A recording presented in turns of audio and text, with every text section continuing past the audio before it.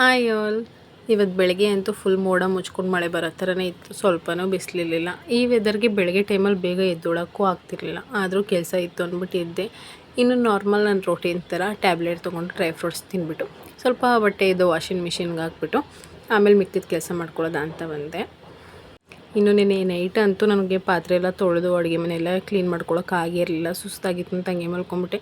ಇವತ್ತು ಬಂದು ಅಡುಗೆ ಮನೆ ನೋಡ್ತಿದ್ರೆ ತಲೆನೋವು ಬರ್ತಿದೆ. ಹಂಗಾಗಿ ಆ ಥರ ಗಲೀಜೆಲ್ಲ ಆಗಿದ್ರೆ ನನಗೆ ಅಡುಗೆ ಮಾಡೋಕ್ಕೂ ಮನಸ್ಸು ಬರೋಲ್ಲ. ಹಂಗಾಗಿ ಫಸ್ಟು ಎಲ್ಲ ಕ್ಲೀನ್ ಮಾಡ್ಕೊಂಡು ಆಮೇಲೆ ಅಡುಗೆ ಮಾಡೋದಾ ಅಂದ್ಬಿಟ್ಟು ಪಾತ್ರೆ ಎಲ್ಲ ತೊಳ್ಕೊಂಡೆ. ನನಗೆ ಈ ಪಾತ್ರೆ ಎಲ್ಲ ತೊಳೆಯೋದು ಅಂದರೆ ಫುಲ್ಲು ತಲೆನೋವು. ಎಷ್ಟೊತ್ತು ಮಾಡಿ ಮುಗಿಸ್ಬಿಡ್ತೀನಪ್ಪ ಅನಿಸ್ಬಿಡುತ್ತೆ. ಎಲ್ಲ ಕ್ಲೀನ್ ಮಾಡ್ಕೊಂಡು ಏನು ನಾಷ್ಟ ಮಾಡೋದಪ್ಪ ಅಂತ ಯೋಚನೆ ಮಾಡ್ತಿರ್ಬೇಕಾದ್ರೆ ನಮ್ಮ ಮನೇಲಿ ಬೀಟ್ರೂಟ್ ಪಲ್ಯ ಏನು ಅಷ್ಟೊಂದು ಇಷ್ಟಪಡಲ್ಲ.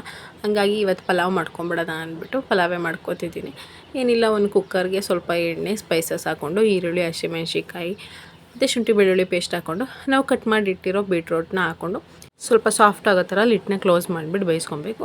ಅದಾದಮೇಲೆ ಮಿಲ್ಕು ಮತ್ತು ಗರಂ ಮಸಾಲ ಹಾಕ್ಬಿಟ್ಟು ಸ್ವಲ್ಪ ಕುದಿ ಬಂದಮೇಲೆ ಅಕ್ಕಿ ಹಾಕ್ಬಿಟ್ಟು ಕೊತ್ತಂಬರಿ ಸೊಪ್ಪು, ಪುದೀನ ಸೊಪ್ಪು ಹಾಕ್ಬಿಟ್ಟು 1 ವಿಜಿಲ್ ಕೂಗಿಸ್ಕೊಂಡೆ ಅಷ್ಟೇ. ಘಮ ಅಂತ ಇತ್ತು. ಅದಾದಮೇಲೆ ಅಷ್ಟರಲ್ಲಿ ವಾಷಿಂಗ್ ಮಿಷಿನಲ್ಲಿ ಬಟ್ಟೆಲೂ ಆಗಿತ್ತು.